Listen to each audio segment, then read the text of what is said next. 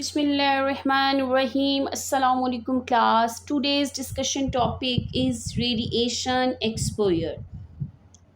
The discussion topic is this. What is meant by radiation exposure? Radiation exposure means coming into a contact with radiations. Mean कि अगर कोई person someone's कोई भी इंसान जो है वो रेडिएशन के साथ कांटेक्ट में आता है, that is called radiation exposure. This is a definition of a radiation exposure. That is, a radiation exposure happens when someone comes in contact with radiation. Which is the type of radiation? अब वो कौन कौन सी energies होती हैं? There is a natural source and man-made sources. There are two type of sources जो कि हमें radiation exposure के साथ contact में लाने के काम आती हैं. अब हमारे पास अगर हम suppose करें कि हमारे natural sources कौन से हैं, the natural sources like sun is a natural source, cosmic rays are a natural sources. इसी तरह से हमारे पास rock, soils, all these are a natural sources. And the ground और a form man made sources. X-rays machines and nuclear power plants. बेटे X-ray machines, X-ray करवाने के लिए डॉक्टर के पास जाते हैं डायग्नोज करने के लिए, तो वो भी क्या होता है, मेडिकल डायग्नोसिस के लिए भी हम एक्सरे यूज़ कर रहे हैं. कैंसर ट्रीटमेंट के लिए रेडियोथेरेपीज़ की जाती हैं, तो ये भी हमारी जो है वो रेडिएशंस को कॉन्टेक्ट में लाता है जब बॉडी के साथ. Sterilise medical equipment, industrial testing and generating electricity in nuclear power plants, all these are sources of a radiation exposure.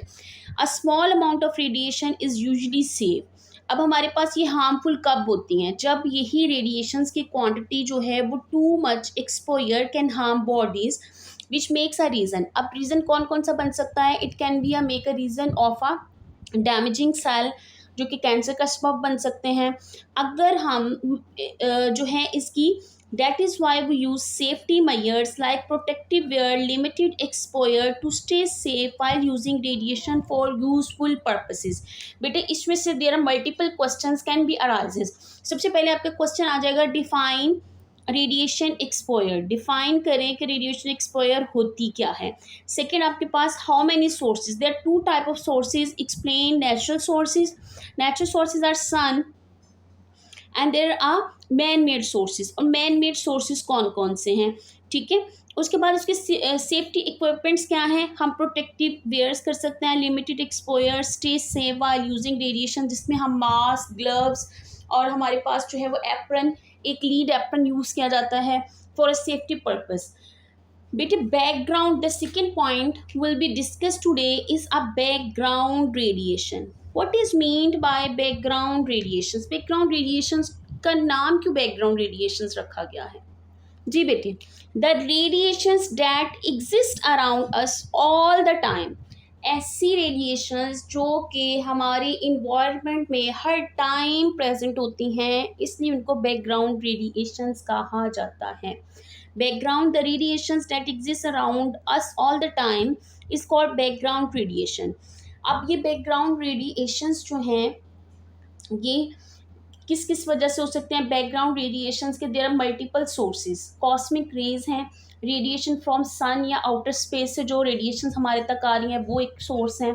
Rock and soil, हमारी rocks, natural radio active materials in the earth crust present होते हैं, वो source हैं. Third one is a radon gas, a naturally occurring radioactive gas found in the air. And a food and water. Food, small amount of a natural radioactive substances are present in our food we eat and the water we drink.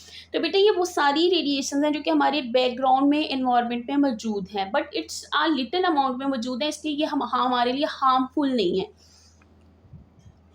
As you can see, natural human-made sources, it includes cosmic rays from space, radioactive materials in the earth crust like uranium, radon, and even tiny amount of radiation in our food and bodies, जो कि पानी और खुराक के जरिए हमारी body तक आती हैं.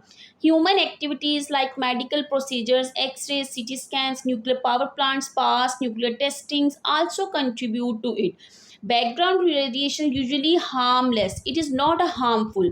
at a normal level, but it in an ever present part of our world, reminding us of natural and human influences the shape of our environment.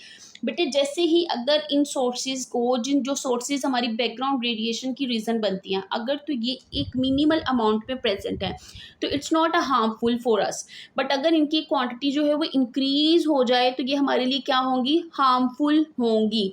I hope you can understand what is a radiation exposure. You are able to explain what is the natural sources of radiation exposure and what is the man-made sources. And you also able to explain what is the background radiations, what is the uses of radiation, uses क्या है radiations के. In this lecture we studied, आपको ये पता होना चाहिए कि background radiations जो हैं वो always present in our environment. Background radiations come from natural sources.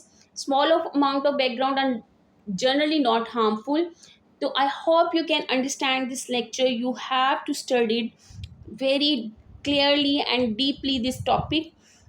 Thanks for listening. Allah Hafiz.